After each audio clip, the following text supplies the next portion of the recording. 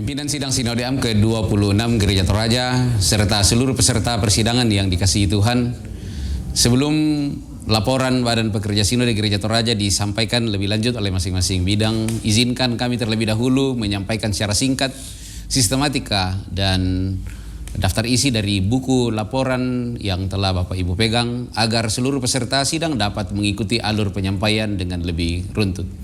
Laporan Badan Pekerja Sinode Gereja Toraja dalam sidang Sinodeam ini telah diawali dengan pengantar dan juga in memoriam dari Ketua Umum yang menegaskan bahwa laporan ini bukan sekadar dokumen administratif melainkan pertanggungjawaban iman dan kesaksian atas karya Tuhan melalui Gereja Toraja sepanjang periode 2021-2026.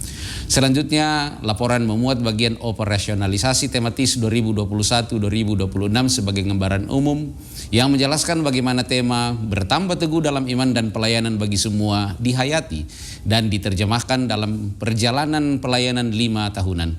Di dalamnya juga dijelaskan tentang spirit Paskah sebagai pandu strategis serta tema-tema tahunan lihatlah, hitunglah, mengalirlah, rawatlah, dan ajarlah. Setelah itu, laporan menyajikan tentang gambaran umum perjalanan 2021-2026 mulai dari pengutusan dan konsolidasi awal, penataan jejaring sinodal, pembiasaan digital, reformasi regulasi, perawatan pelayanan hingga berbagai momentum penting yang terjadi sepanjang periode ini.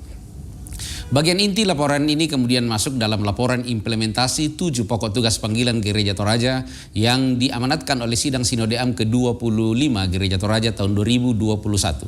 Dalam bagian ini nantinya setiap ketua bidang akan menyampaikan pokok-pokok laporan sesuai pembagian tugas pelayanan masing-masing.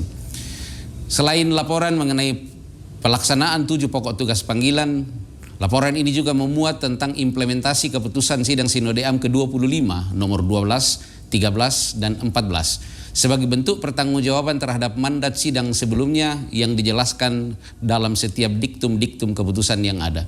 Bagian berikutnya berisi refleksi keuangan yang mencakup dana am, pindan sanggul lele, serta santunan hari tua Gereja Toraja.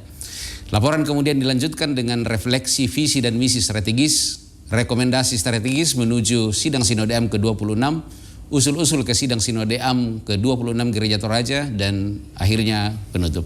Demikian pengantar singkat mengenai sistematika laporan Badan Pekerja Sinode ke dalam persidangan ini. Kiranya seluruh penyampaian laporan dapat kita dengarkan dalam semangat syukur, keterbukaan, dan kasih, sehingga evaluasi kita bersama menjadi jalan untuk meneguhkan Gereja Toraja agar tetap teguh dalam kebenaran dan bertumbuh dalam kasih.